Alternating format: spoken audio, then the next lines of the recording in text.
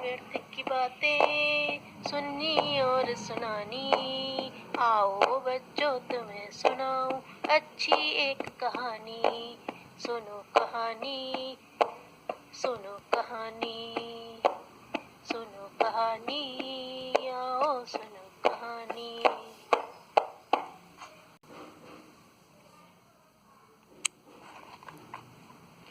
बच्चों, आज की कहानी बहुत ही प्यारी सी है और उसका शीर्षक है चूहे के लंबे कान क्यों। तो तालाब के किनारे एक चूहा रहा करता था। वह अपने बाल बच्चों सहित प्रायः बिल से बाहर आ जाता था। वहां बैठकर वह सफेद सफेद रुई सी बत्तखों को देखता रहता था कि कितना अच्छा होता यदि मेरे बच्चे सफेद सफेद होते। एक दिन चूहे ने देखा कि बक बक बक करती अपने पंखों से पानी उछालती बत्तख चली आ रही है। वह पूछने लगा, बहन जी, आप तो बड़ी ही सुंदर हैं, मुझे भी बतलाइए कि मेरा रंग आपके जैसा कैसे हो सकता है। बत्तख यह सुनकर हंसी, शान से अपनी गर्दन उठाई और आगे बढ़ चली। चूहे को बहुत ही अधिक बुरा लगा। वह दूसरे दिन उससे ना रहा गया, पर दूसरे दिन उससे ना रहा गया। उसने बत्तख से फिर प्रश्न कर लिया। बत्तख बोली, दोस्त, तुम रंग की परवाह क्यों करते हो? सफेद या काले रंग से क्या होता है? तुम सच बोलो, दूसरों की मदद करो, मीठी वाणी बोलो, विनम्र बनो, फिर तुम देखोगे कि सभी तुम्हें प्यार करने लगेंगे। पर यह बात चूहे की कुछ समझ में न आई। उसने सोचा, बत्तख मुझको गोरे होने का उपाय बताना ही नहीं चाहती। यह तो बड़ी घमंडी है। चूहा गाय के पास गया। सभी से उसने गोरे होने का उपाय पूछा। सभी उसकी बात पर हंसते और आगे बढ़ जाते। चूहा बड़ा ही निराश हुआ। अंत में एक दिन वह खरगोश के घर पहुंचा। तेजू खरगोश आराम से बैठा बैठा लाल लाल सेब कुतर रहा था। नमस्ते खरगा भाई, चूहा बोला। आओ आओ भाई, तुम्हारा स्वागत है, खरगोश ने चूहे के आगे सेब रखते हुए कहा। सेब बड़े मीठे थे। चूहे ने खूब जी भरकर सेब खाए।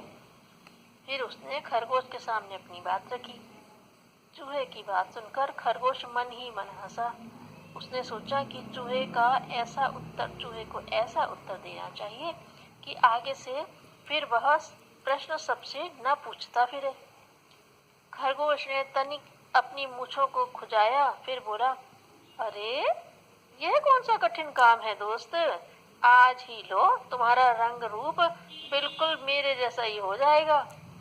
खरगोश ने चूहे से कहा कि मेरे पीछे पीछे चलते आओ, मैं जैसा कहूँ वैसा ही करो।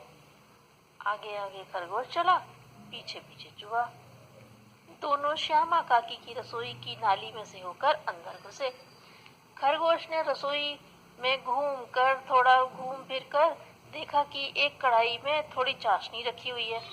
बस उसका काम बन गया। उसने चूहे को इशारा किया कि वह कढ़ाई में अच्छी तरह से डुबकी लगा ले। चूहे ने कढ़ाई में गिरकर वहां खूब उछल कूद की। अच्छी तरह शरीर पर चाशनी लपेटने के बाद बाहर निकला। फिर खरगोश उसे दूसरे कमरे में ले गया। वहां बहुत सारी रुई भरी हुई थी। खरगोश ने चूहे को उसमें भी खूब लोटपोट होने को कहा। चूहे ने ऐसा ही किया। फिर खरगोश उस चूहे को लेकर अपने घर पर आया। वहां उसने उसे दर्पण में दिखाया। चूहे ने जैसे ही अपना प्रतिबिंब देखा तो वह खुशी से उछल पड़ा। यह क्या, उसका सारा ही शरीर खरगोश जैसा सफेद सफेद और फूला फूला हो गया था। चूहे ने खरगोश को बहुत बहुत धन्यवाद दिया। फिर वह अपने घर वापस लौट गया। रास्ते में चूहे को जो भी देखता आंखें फाड़कर देखता ही रह जाता। वह बड़ा विचित्र लग रहा था। जंगलों के जानवरों ने ऐसा अजीब जीव कभी देखा न था। सबसे पहले उसको कौवे ने देखा। वह डर कर भागा। कांव कांव करके मैना, तोता, हंस, बत्तख, बंदर, रीछ, शेर आदि सभी को यह बताया कि जंगल में एक विचित्र जीव आया है, वह सभी को नष्ट कर देगा। फिर क्या था, सभी जानवर, सभी पक्षी मिलकर निकले। जैसे ही उसने चूहे को देखा, उसे सब मारने को दौड़ पड़े। चूहा चूं चूं करके रोने लगा। अरे मैं तो चूहा हूँ, मैं तो चूहा हूँ, ऐसा जोर जोर से पुकारने लग गया था वह। यह झूठ बोलता है, तोते ने जोर से कहा। नहीं भाई, यह ठीक ही कह रहा है, भीड़ में से चीढ़ते हुए खरगोश आगे आकर बोला। पर यह ऐसा कैसे हो गया? कौवे ने पूछा। खरगोश ने सारी कहानी कह सुनाई। तब सभी जानवर अपने घर वापस लौट गए। मूर्ख है यह तो, कहते हुए तोता मैना सभी उठ चले। रह गया केवल खरगोश। आज चूहे को बड़ी ग्लानि हो रही थी। सभी ने उसका खूब ही मजाक उड़ाया था। दुख के कारण सिसक सिसक कर रो रहा था। खरगोश ने चूहे की पीठ पर हाथ फिराया, उसको सांत्वना दी, थोड़ा समझाया और उसके आंसू भी पोंछे। फिर तालाब के किनारे ले जाकर स्नान कराया। तब सारी चाशनी और रुई साफ हुई। खरगोश ने भी चूहे को बत्तख की भांति ही समझाया।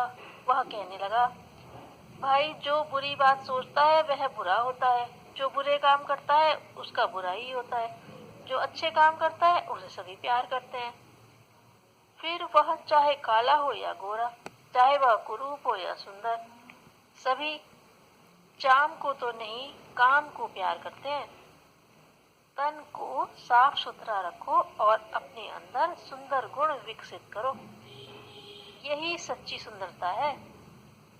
अब चूहा सोचने लगा कि काश मैं पहले ही उस बत्तख की बात मान लेता तो मेरी इतनी हंसाई न होती। चूहे ने अपने कान पकड़े और पकड़ पकड़ कर खूब खींचा और प्रतिज्ञा की कि आगे से वह ऐसी बेवकूफी कभी नहीं करेगा। तुमने देखा होगा कि आज भी चूहे के कान लंबे होते हैं।